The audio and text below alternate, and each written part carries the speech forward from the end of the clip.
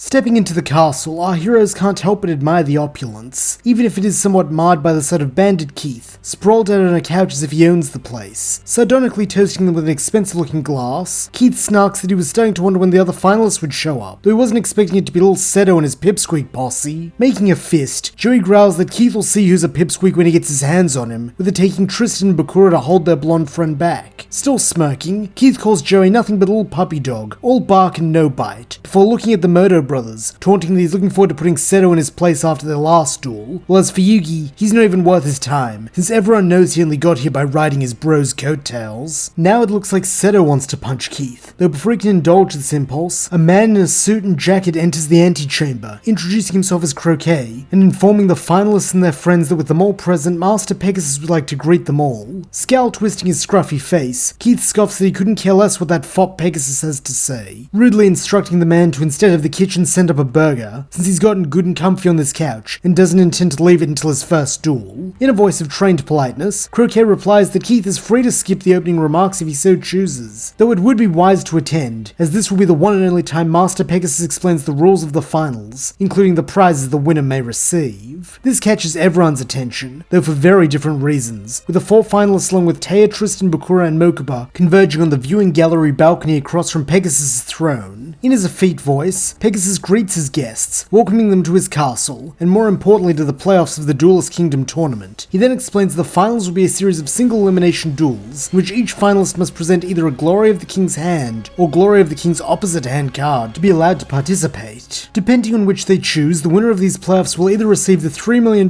cash prize, or a chance to duel Pegasus himself in one all-or-nothing showdown, for the right to make any request of him, as well as the title of King of Games. Though should they lose this bout, they will be forced to pay with their very soul. At this pronouncement, both Yugi and Seto lock eyes, knowing that in spite of the risks involved, this is what they will have to do if they wish to rescue their grandpa. While beside them, Joey and Keith sweat drop, since neither of them entered the tournament legally, meaning they don't have the entry cards. Luckily, Seto is there to bail his best friend out, giving him his Glory of the King's hand, causing Joey to tear up as he promises to never forget this. Smiling softly, Seto tells him not to squander it, with Joey nodding as he states that he'll use this card to go all the way, for serenity's sake. After this opening ceremony comes the welcome dinner, with the soup course revealing who will be dueling who in the first round, as each participant finds a replica of the Millennium Eye in their meal, which carries either a letter A or B to determine which match they'll partake in. Opening his up, Yugi finds that he's in round A, while both Seto and Joey are in round B. This means they'll be facing each other, while he'll be facing Keith.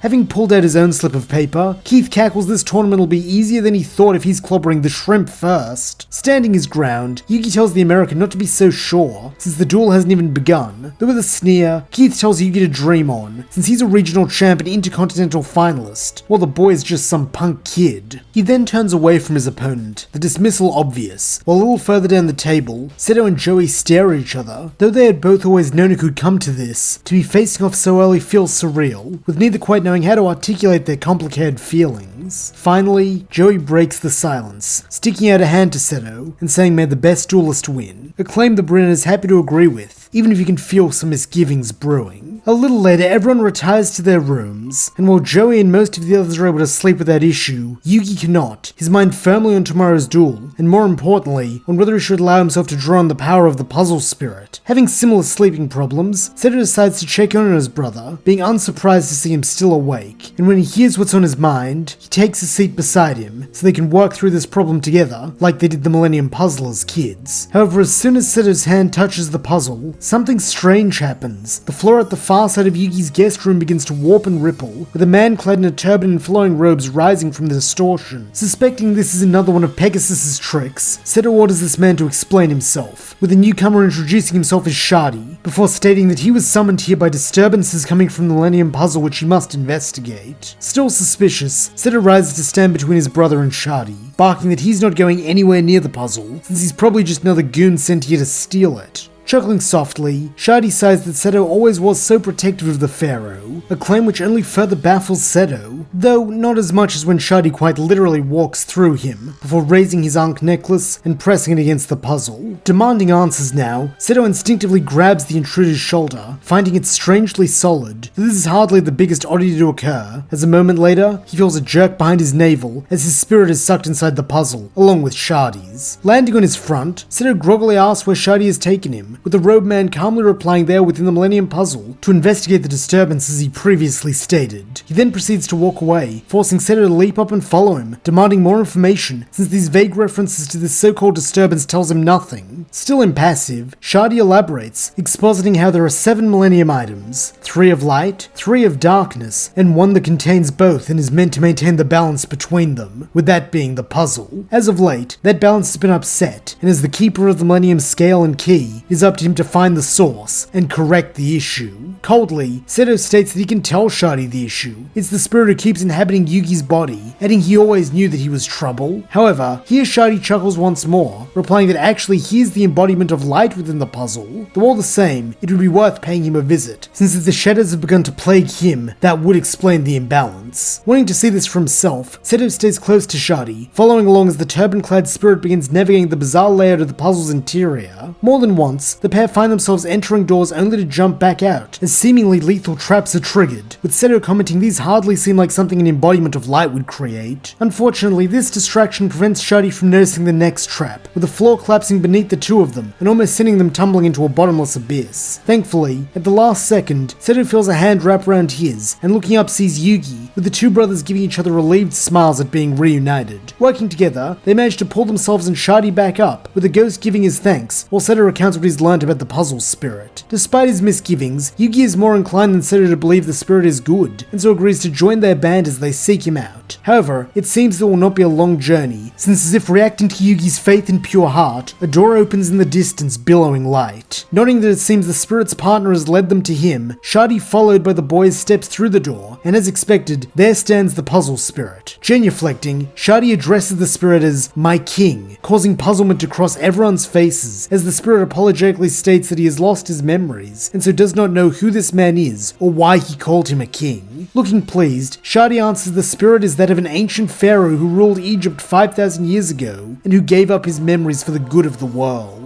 Eager curiosity on his face, the pharaoh implores Shadi to tell him more, but with a sigh, the other spirit replies that he cannot, as it is not his destiny. All he can do is ascertain whether the pharaoh's spirit has fallen to darkness. Nodding stoically, the pharaoh tells Shadi to do what he must, with the man pulling a set of scales from beneath his robes which he holds up in front of the pharaoh. Having read about the scales of Anubis in his research, Seto watches this carefully, though to his surprise, the scales only tip slightly, indicating that for the most part, the pharaoh is a pure soul like Shadi had said. However, in contrast, Shadi looks deeply troubled, stating that Seto was right, and this is the source of the disturbance. He then looks back to the pharaoh, informing him that it seems his heart has been touched by darkness, though it is not too late, as right now, it is only a seed which can be burnt away, through kindness, trust, and friendship. Nonetheless, even a seed can grow into something monstrous if untended, so he urges his king to be careful, lest he become as great a threat as the one he clashed with so long ago. With these enigmatic words, Yugi, Seto, and Shadi find themselves back in Yugi's room. Nodding to the brothers, Shadi then departs, calling his work done,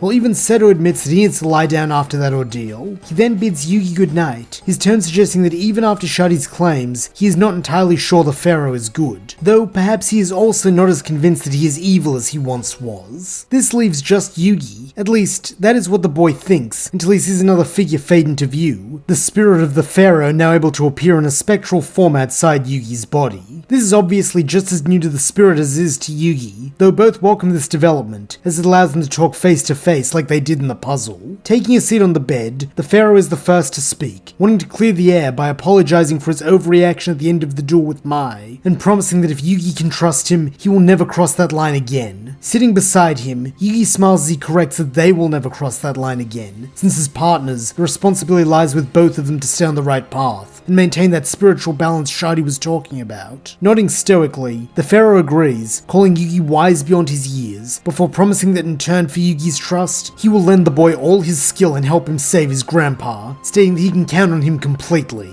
Smilingly growing, Yugi replies that he already knows that, meaning all that's left to do now is plan their strategy for tomorrow, a claim the pharaoh affirms, with the pair quickly setting to work, bolstered by this new stage of their union. The following morning, everyone reunites on the balcony to watch the first match, with it being Yugi versus Keith. However, it seems that Keith isn't even willing to pay Yugi the courtesy of meeting him in the duel box, instead lounging on the same couch from yesterday, which he has had brought into the contestant waiting area. Curiously, Croquet asks if Keith intends to forfeit, though the bandit shrugs that he'll duel, but first he wants to see whether little Yugi's got one of those glory cards to compete, accusing the boy of being a stowaway, since he doubts Pegasus would invite such a nobody. Smiling serenely, Yugi says he's got his card right here, showing off his Glory of the King's opposite hand, and causing Keith to blanch, since he had snuck in and stolen Yugi's Glory of the King's hand the night before, though he hadn't bothered with the other one, unable to conceive of a world where someone would be dueling for anything other than titles and prize money. Now it seems that short-sightedness has come back to bite him, with Keith having to flash his stolen card and make his way up to the duel box where Yugi is waiting for him. On Pegasus' call, Yugi and the Pharaoh merge their consciousnesses, while the American takes the first move for himself, summoning Gatekeeper and juring at his opponent to beat that if he can. For a moment, Yugi almost falls for Keith's trap, his hand on his Magician's Valkyria card, before he remembers that machine monsters are immune to magical attacks. This certainly makes things tricky, since a large portion of his deck is spellcasters, including his Silent Magician level 8, though not impossible, as with a flourish, he brings forth his Jax Knight instead, who materializes on the table, then on Yugi's cry, slices Gatekeeper in half, dropping Keith to 1600 life points. Gritting his teeth, Bandit Keith responds by setting a card in face-down defense mode, and when Yugi is able to go again, he has his knight attack that too.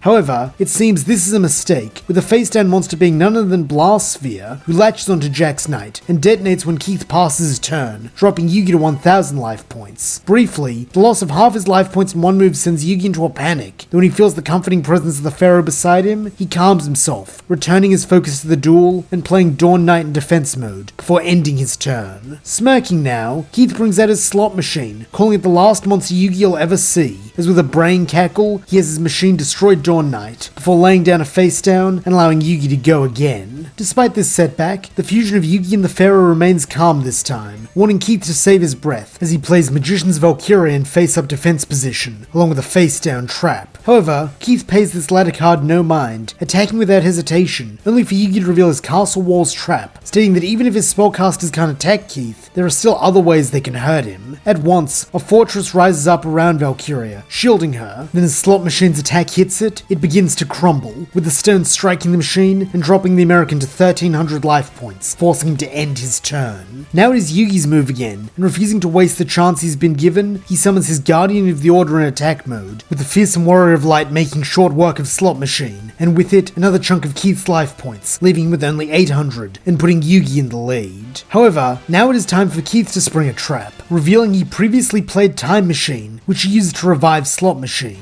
Then, to ensure a repeat of last turn does not occur, he pulls a 7 completed from his wristband, which he activates to power up Slot Machine and destroy Guardian of the Aura, leaving Yugi also on 800 life points. Up in the gallery, Yugi's friends tell him not to give up, that is except for Seto, who remains oddly quiet as he replays that last turn in his head. If Keith had a 7 completed already in his hand, why didn't he use it earlier to counter Yugi's castle wall? It's very unlike the man, and more than that, the timing of that draw seems awfully convenient, giving Seto a hunch that Keith hasn't given up his cheating ways, despite the outcome of their duel back in the Intercontinental Championship. Not wanting to let that swine swindle his little brother, Seto decides to get a closer look at the action, while inside the duel box, Yugi sets Queen's Knight in a face-down card in his spell and trap zone. By now the cheering from Yugi's friends has reached a fever pitch, with Keith finally snapping at them to cram it, since their whole friendship routine makes him want to puke. He then adds that in duel monsters, just like in life, it's every man for himself, with the winners being those who recognize this and claw their way to the top through whatever means are necessary, while the suckers let friendship and other garbage drag them down. He then gestures to his slot machine as proof, calling it one exceptional monster who stands above Yugi's gang of weaklings, before having it destroy Valkyria, with a promise to do likewise to his face-down monster next turn. In the face of a 2700 attack point monster, things look rather dire, though in spite of this, Yugi actually cracks a smile, telling Keith that he has it backwards. Friends don't drag a duelist down, they push them up higher than they could ever reach alone. He then proves this by summoning King's Knight and flipping Queen's Knight into attack mode, stating these two monsters are loyal friends and comrades who will go to any lengths for each other, just like him and his friends. Feigning a yawn, Keith tells the boy to stop blabbing, since he came here to win some prize money, not get a lecture on friendship. But in a determined voice, Yugi continues, stating he wasn't finished, as he reveals his face-down trap to be Court of Cards. At once, Jack's Knight returns to the field, with Yugi elaborating that these three great friends will even return from the afterlife to help each other out, and when they are together, there's no limit to what they can do. He then plays one last card, Polymerization, with its powerful magic fusing King's Knight, Queen's Knight, and Jack's Knight to create Arcana Knight Joker, who manifests itself as a testament to the power of friendship. Then, as if it were attacking the very spirit of Keith's ideology, Joker raises its sword to cut Slot Machine in half. Briefly, Keith reaches for one of the 7 completed in his wristband, though stops himself when he realizes that he'd need all 3 to stop this thing, and there's no way he could pull out the last 2 at once without Pegasus getting wise to his game. And so it is that when Arcana Knight Joker brings down its blade, it is without opposition, bringing an end not only to Slot Machine, but to Bandit Keith's dirty Duelist Kingdom run. From his throne, Pegasus applauds this upset, grinning he never had any doubt Yugi Boy could beat Bandit Keith. While down in the box, Keith stares at the playing field in disbelief, demanding to know how he, a national champ, could lose to some amateur. From outside the box, Seto tells Keith that it's because Yugi duels with honor and believes in the heart of the cards, while Keith is just a prize-hunting hyena, so this outcome was inevitable, even with the Americans' attempt to cheat. Chuckling, Pegasus comments that it appears he's not the only one with sharp eyes, though now is hardly the time to be laughing, as Keith shocks everyone by pulling a gun, the disgrace of being defeated by 2 of the Moto brothers having seemingly driven him mad. Frothing at the mouth like a feral dog, the bandit bellows that he's taking the prize money, and if anyone tries to stop him, little Yugi's gonna get it. At once, everyone freezes, though in his head, Yugi hears the voice of the Pharaoh, stating that he could use his power to stop Keith, but he will only do so if Yugi wills it. Hearing the genuineness in his tone, and the dedication to keeping his promise, Yugi can't help but smile a little, causing Keith to bark at the boy asking what's so funny. However, before Yugi can answer, or even make his mind up about the Pharaoh's offer, Pegasus speaks up, saying Keith is, taunting the American thinks he's oh so scary and tough, but he's really nothing more than a washed up old prize king, and it's high time someone got rid of him, since he's made quite a nuisance of himself. Then, without another word, Pegasus' Millennium Eye flashes, briefly blinding everyone, though doing nothing to mask the sound of Keith's horrified and anguished screams as they fill the room. When the hero's eyesight returns, they see no trace of the bandit, with him seemingly having vanished into thin air, a fact which sends a shiver down everyone's spines, that is except for Pegasus, who merely titters once more. However, it seems the Duel Monster's creator is not done speaking, as he now turns his gaze on Yugi, chiding that he is either woefully ignorant of the full extent of his shadow magic, or else unwilling to use it. Either way, that won't be an issue for much longer, as soon he will take the puzzle from him, and send him to the same place he sent Keith.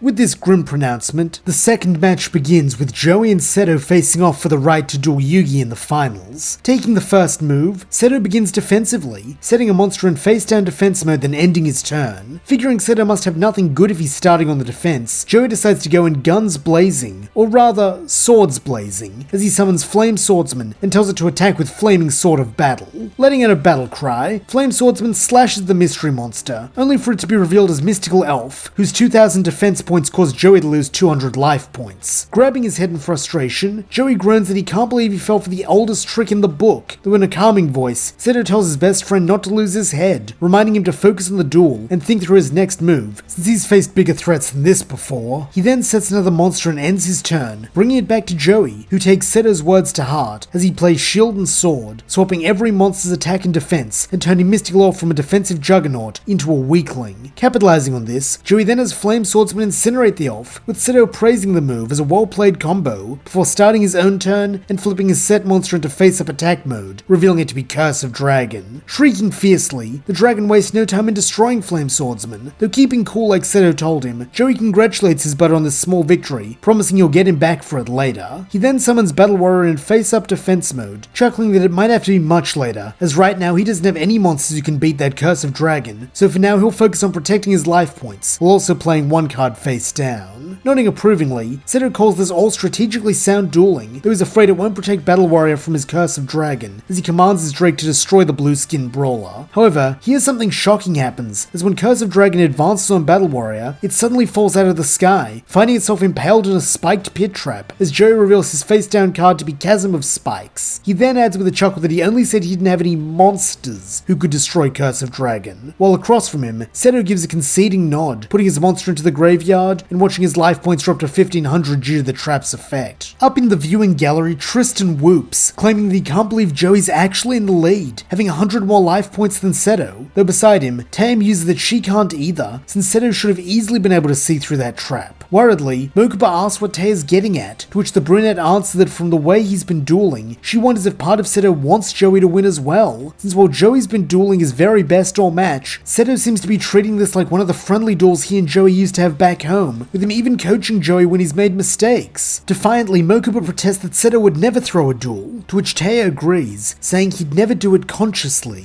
but he might not even realize he's doing it, since he's caught in a conflict between his desire to save his grandpa and his desire to help his best friend. Nodding sagely, Bakura adds that this internal conflict is probably made worse by the fact that it was Seto himself who taught Joey to duel, and encouraged him to enter the tournament to save his sister in the first place, meaning it must be doubly hard to be the person who must now potentially crush that hope, and with it all of Joey's hard work up to this point. Sighing deeply, Mokuba curses the unfairness of this tournament, saying that he wishes there was a way his brothers and Joey could all get what they want. But shaking his head, Bakura states that life doesn't work that way, meaning unless Seto gets his head in the game and duels like Joey's been, he's gonna lose his chance to save his grandpa. Speaking of Joey, it is his turn now, and he plays Baby Dragon in attack mode, before ending his turn and allowing Seto to bring out his Griffor, who destroys Battle Warrior, though inflicts no battle damage due to it being in defense mode. Returning to Joey, he plays Time Wizard, and without hesitation activates Time Roulette, proving once again that he's willing to risk it all for his sister's sake. This devotion is repaid by success, as when the needle lands on a time machine, a temporal vortex opens up, transforming Baby Dragon into Thousand Dragon, who has more than enough power to destroy Griffor with a noxious nostril gust, dropping Seto to 300 life points. Smiling softly, Seto praises Joey for this, but instead of a grin, Seto is met with a scowl, as the blonde asks what the other boy thinks he's doing, growling that the real Seto should have been able to come up with 100 ways to beat that play. Briefly, Seto attempts to protest, though Joey won't hear a word of it, stating the brunette's holding back, meaning either he thinks so little of him as a duelist that he doesn't feel the need to duel seriously, or else something's going on in that head of his that's causing him to be distracted. So which is it? Letting out a sigh, Seto admits that he's struggling to put his heart in the duel, knowing what him winning would cost Joey. With a disgusted noise, Joey retorts that letting him win wouldn't be doing him any favors either, since even if Yugi threw their match too, Pegasus wouldn't, meaning all three of them would end up losing. Nah, for this to mean anything, he's got to earn it, which means facing Seto at his best, so if the brunette really respects him as a duelist and a rival, then he should go all out like he's been doing, and no matter who wins, they'll still be best pals at the end. Got it? Looking bashful, Seto nods that yeah, he gets it, apologizing for his disrespect up until now, and thanking his best friend for telling him just what he needed to hear. Flashing a thumbs up, Joey grins that after hearing about a million of Seto's pep talks, it's about time he came up with one of his own, to which Seto returns the smile, declaring that it's time to duel, as he begins his turn. Wanting to prove that he's not pulling any punches, the national champ comes out swinging, laying a face down before calling forth one of his heaviest hitters in Summon's Skull. Letting out its fiendish screech, the lightning demon appears on the field, then with a flick of its wrist, it electrocutes Thousand Dragon, destroying it and taking another chunk from Joey's life points. Grinning that this is what he's been looking for, Joey retaliates in kind, bringing out Guilty of the Night in attack mode, while also playing Kunai with Chain face down. As expected, Seto attacks into this, allowing Joey to play his trap and force Summon's Skull into defense mode, though to the blonde's horror, when Guiltier, now 500 attack points stronger, goes to finish the fiend off, Seto activates his own trap, stating that with his intimate knowledge of Joey's deck, he knew his friend's face down could only be one of three cards: Grave Robber, Salamandra, or Kunai with Chain, meaning it would either be something that couldn't hurt him, or a trap he could safely spring, thanks to having this on his field. He then reveals his trap to be Mirror Force, resulting in Guilty's attack with the Kunai bouncing off an invisible wall and striking the knight in the chest instead, much to Joey's chagrin, as his life points drop to 200. While Seto isn't doing doing much better with 300, it is now his turn, with him using it to return Summon Skull to attack mode before ending his turn, having little else he can do at the moment. Sweating a little as he stares into the piercing green eyes of Summon Skull, Joey realizes he has nothing that can beat the skull. However, he does have Garuzis, who he equips with Salamandra, creating a stalemate, with both monsters now having 2500 attack points, meaning any clash would simply result in mutually assured destruction. Feeling his grin coming back, Joey comments that his bud's gotta be pretty proud of him, going from a total rookie to being able to stand toe-to-toe with the best duelist in the country, to which Seto agrees that he is indeed very proud of Joey, admitting he's played excellently this whole duel, and that even with all his skills, he, Seto, has no way out of Joey's deadlock. As a result, he ends his turn after simply laying a face down, bringing it back to Joey, who states that he never would have gotten this far without Seto, so it's only appropriate he's about to win this duel with his help. He then reveals his grave robber, which he uses to bring back Seto's mystical elf, before activating her effect, which allows her to transfer her attack points to Garuzis, giving the lizard enough to destroy Summon Skull and win the duel in one fell swoop. Barely able to contain his excitement at actually being about to beat the best duelist he knows, Joey calls for a flaming axe attack, while up above, Mokuba cries out for Seto. However, just before Garuzis can land its hit, Seto shows off the card he played last turn, with it being Spellbinding Circle. As a result, the warrior lizard is stopped in its tracks, while the magic of the circle drains most of its newfound strength, bringing it back down to 2600 attack points. Now it is Seto's turn once more, and trusting in his deck to give him the one card strong enough to destroy the imprisoned Garuzis, he draws and is met by a flash of blue. Knowing that he has just the card he needs, Seto summons the Blue Eyes White Dragon, basking in its glory as it takes to the field, while across from him, Joey slumps slightly in his seat, knowing that defeat is at hand. Recognizing his best friend's despondence, Seto tells him to keep his chin up, since he had him on the ropes throughout this duel, even forcing him to bring out his very best monster to win, a feat few can boast. He then looks Joey in the eye, and with a smile on his face, calls him a first-rate duelist with a first-rate deck, before almost regretfully calling for the destruction of Garuzis, and the end of the duel. When the life point counter hits 0, and the match is declared over, the two friends stare at each other, neither saying a word. Then, as one, they clasp hands, symbolizing their bond is as strong as ever. Leaning over to pat Seto on the back, Joey congratulates his bud, while in turn Seto praises Joey's growth, telling him that he meant every word he said, and promising they'll still find a way to save Serenity's sight together. The two then part ways, with Joey taking his place in the viewing gallery, while Yugi enters the duel box to face his brother, in a match that will determine which of them duels Pegasus to save their grandpa's soul, while anteing their own in the process.